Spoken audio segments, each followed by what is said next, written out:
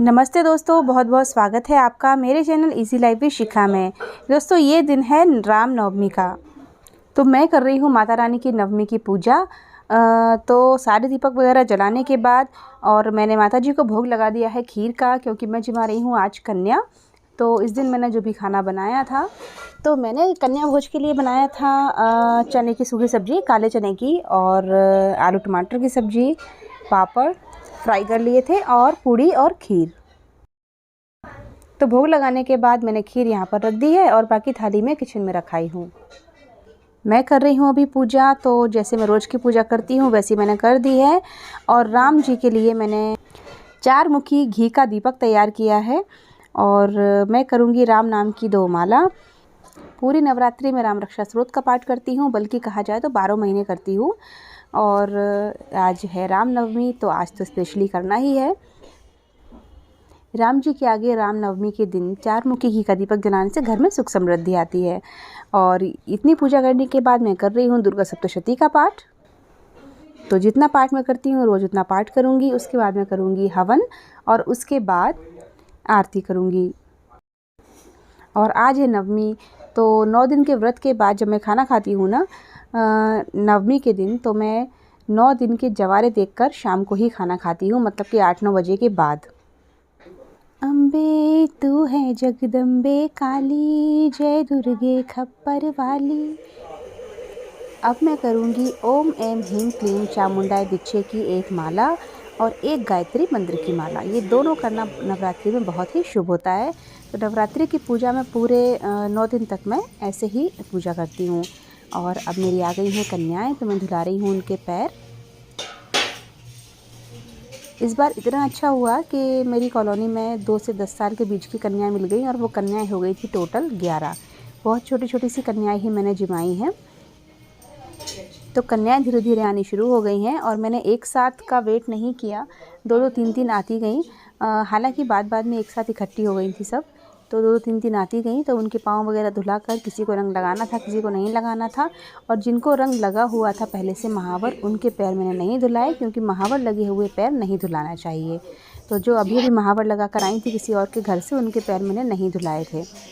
तो बस पैर धुलाने के बाद उनको मैंने परोसा खाना, और उतना ही खाना मैंने थाली में परोसा जितना कि बच्चे आराम से खा सकें। छोड़े ना, बहुत कम मैंने खाना परोसा, और पूड़ी भी एकदम एक परोसी। उसके बाद मैंने बच्चों के धुलाए हाथ वहीं पर बैठे बैठे एक कटोरे में, और टॉवल दिया बच्चों को हाथ पोंछने के लिए। और फ्रेंड्स, हर साल तो मैं खाना बच्चों को थाली में ही खिलाती हूँ या घर की प्लेट्स में, लेकिन मेरी तबीयत ठीक नहीं थी, इसलिए मैंने डिस्पोजल्स मंगा लिए थे, तो उनमें खिलाया है बच्चों को खाना।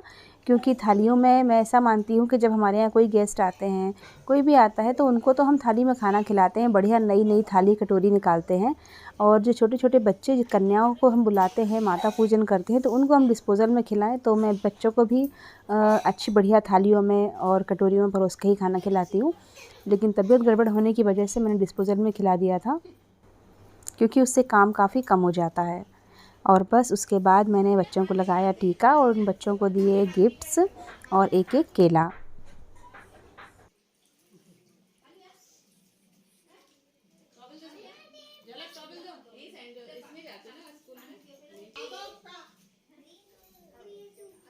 इन लोगों के धुला दे हाथ, इन लोगों के बच्चों को दिए हाथ में थोड़े थोड़े से चावल, और उनको बोला कि मुट्ठी में ही रखना अपनी, इनको फेंकना मत। और जब बच्चे जाने लगे तो बच्चों को बोला कि पीछे की तरफ फेंको। उनको अपनी साड़ी के पल्ले में कैच किया, और बच्चों को बोला कि माता जी और आना। और जैसा कि सभी लोग जानते हैं कि कन्या जिमाते टाइम कुछ लड़कों को भी बुलाया जाता है, कम से कम एक लड़का ज़रूर होना चाहिए। तो मेरे घर तो 4-5 आ गए थे भैरव बाबा के रूप में। तो सभी को मैंने दक्षिणा दी, एक केला दिया, और उनको भी अच्छे से विदा किया। वो भैरव बाबा के रूप में अपने घर आते हैं, तो उनके भी चरण स्पर्श करना चाहिए। 12 बजे करीब मैंने राम जी की आरती, क्योंकि राम नवमी है, तो 12 बजे मैंने राम जी की फ़ोटो पर हार चढ़ाकर उनको तिलक वगैरह लगाकर, भोग लगाकर उनकी आरती करी थी। उनका जन्मदिन मनाया था।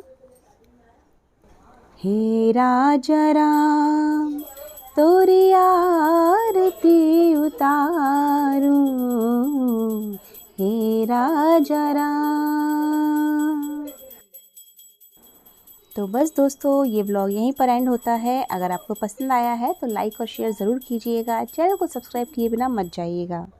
और फ्रेंड्स, मेरे दूसरे चैनल सिंपल रेसिपीज़ की आईडी पता नहीं कैसे लॉग आउट हो गई है, जो वापस लॉगिन नहीं हो रही है, तो उस पर वीडियोज़ अभी नहीं आ पा रहे हैं। इसके लिए मैं माफ़ी चाहती हूँ। तो जैसे ही आईडी लॉगिन होगी मैं वापस से वीडियोज़ अपलोड करूँगी उस चैनल पर। तो बस दोस्तों, फिर मिलते हैं अगली वीडियो में। तब तक के लिए स्वस्थ रहिए, खुश रहिए। जय माता दी।